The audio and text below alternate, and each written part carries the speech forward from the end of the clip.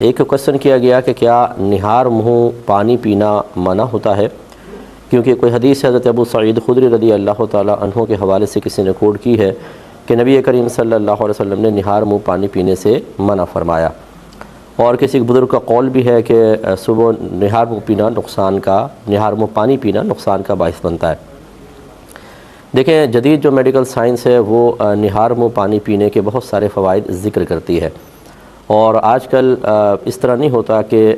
سنی سنائی بات پر عمل پیرا ہوں، بلکہ ڈاکٹرز جو ہیں وہ ایک طویل عرصے تک تحقیق کرتے ہیں اور کئی 100 افراد پر ایک چیز کو آزمایا جاتا ہے، پھر ان کے رزلٹ جمع کیے جاتے ہیں، پھر کوئی نتیجہ مرتب کیا جاتا ہے، اور یہ تو نہیں کہا جا سکتا کہ اس میں غلطی کے احتمالات ختم ہو جاتے ہیں۔ تو بتقاضۂ بشریت بعض اوقات تحقیق کے نتائج غلط بھی نکل آتے ہیں اور وہ بعد میں چینج بھی کیے جاتے ہیں، کیونکہ جن 100 افراد کا آپ نے انتخاب کیا، ہو سکتا ہے نہار منہ پانی کے اثرات ان کے اوپر الگ ہوں، لیکن جب آپ مزید 100 کو لے لیں تو ان میں کچھ رزلٹ میں فرق آئے۔ لیکن بہرحال جو تحقیق کی گئی تو یہ پتہ چلا کہ اس کے بے شمار فوائد، نہار منہ پانی پینے کے بہت سارے فائدے سامنے آئے ہیں۔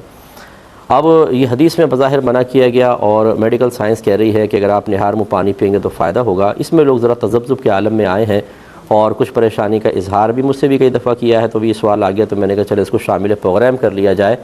یہ اچھی طریقے سے یاد رکھیں کہ نبی کریم صلی اللہ علیہ وسلم جب کسی بھی حدیث میں کسی چیز کو طبی نقطۂ نگاہ سے منع فرمائیں یا اس کا استعمال تجویز فرمائیں، دونوں چیزیں ذہن میں رکھیے گا، تو وہاں پر اگر حکم بھی موجود ہوگا تو وہ امر صرف استحباب کے لیے ہوتا ہے۔ اسی طرح اگر منع کیا گیا ہو تو سمجھ لیں اس منع پر پھر بھی آپ عمل کریں تو خلاف اولا بنے گا، یعنی ترک مستحب ہوگا۔ تو اس لیے خلاصہ کلام یہ ہے کہ جب نبی کریم صلی اللہ علیہ وسلم کسی چیز کا باقاعدہ حکم ارشاد فرمائے تو اس حکم کی مختلف شرعی حیثیتیں ہوتی ہیں، کبھی تو اس حکم کے اوپر عمل کرنا واجب ہوتا ہے، کبھی سنت موقدہ کے درجے میں ہوتا ہے، اور کبھی ایسا ہوتا ہے کہ فقط آپ عمل کریں تو مستحب ہے، نہیں کریں تو کوئی گناہ نہیں ہے۔ جیسے سرکار نے ارشاد فرمایا اگر سالن میں مکھی گر جائے تو اس کو ڈبو دو، پھر اس کو نکال کر پھینک دو، کیونکہ وہ اپنے اس کے ایک پر میں بیماری ہے، دوسری پر میں شفا ہے، وہ جب گرتی ہے تو بیماری والا بازو پہلے گراتی ہے، لہذا اس کو پورا ڈبو دو تاکہ شفا والا بازو اندر جا کر بیماری کو ختم کر دے، اور پھر نکال کر پھینک دو۔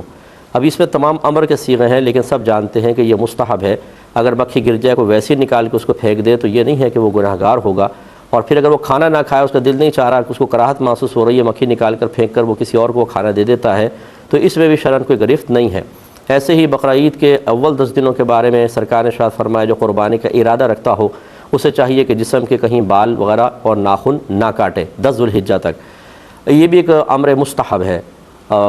بلکہ اس میں تو امر کا باقاعدہ صیغہ، اس کو چاہیے کہ ایسا نہ کرے، لیکن علماء نے تحقیق کر کے بیان فرمایا مستحب ہے۔ تو اسی طریقے سے پانی پینے کا مسئلہ ہے کہ نبی کریم صلی اللہ علیہ وسلم نے اگر اس کو منع فرمایا تو طبی نقطۂ نگاہ سے ہے۔ یہ پھر یاد رکھیں کہ امت کے ہر شخص کے لیے نہیں ہوتا، بلکہ یہ ہو سکتا ہے کہ آپ نے سامنے موجود 2-3 اشخاص کے لیے ایسا فرمایا ہو، کسی خاص قبیلے کے لیے فرمایا ہو، خاص عرب کا جو وہاں ماحول تھا، وہاں کی جو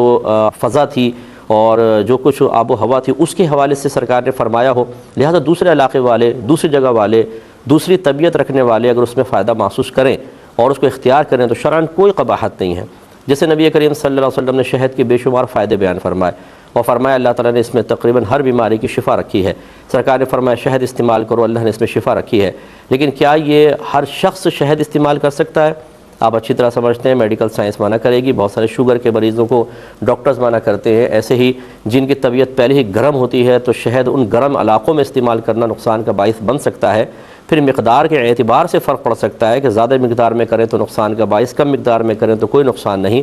خلاصہ کلام یہ ہے کہ اگر کوئی ڈاکٹرز کی جدید تحقیق کو بنیاد بنا کر نہار منہ پانی پیتا ہے تو یہ خدا نخواستہ حدیث کی مخالفت لازم نہیں آئے گی، نہ اس شخص کا گناہ گار ہونا لازم آئے گا۔ اگر کوئی اور یہ ایک اصول اور یاد رکھیں، اگر نبی کریم صلی اللہ علیہ وسلم ارشاد فرمائے کہ یہ نہ کرو، یوں فرمائے کہ اس میں نقصان ہے، فقط اتنا کہیں پر آ جائے اس میں نقصان ہے، تو کسی چیز کا فائدہ یا نقصان بیان کرنا وجوب کو ہرگز ثابت نہیں کرے گا۔ مثلا شہد کا فائدہ بیان کیا تو اس میں یہ حکم پوشیدہ نہیں ہے کہ شہد ضرور استعمال کرو۔ اگر کہیں پر آ جائے کہ نہار منہ پانی نقصان کا باعث ہے تو اس کا مطلب یہ نہیں ہے کہ فرمایا جا رہا ہے پانی استعمال ہی نہ کرو، بلکہ وہ ایک مشورہ ہوتا ہے۔ ہو سکتا ہے کہ یہ ایک شخص کے لیے نقصان کا باعث ہو لیکن دوسرے کے لیے فائدہ مند ہو، تو اس لیے آپ استعمال کرنا چاہیں تو کوئی حرج نہیں ہے۔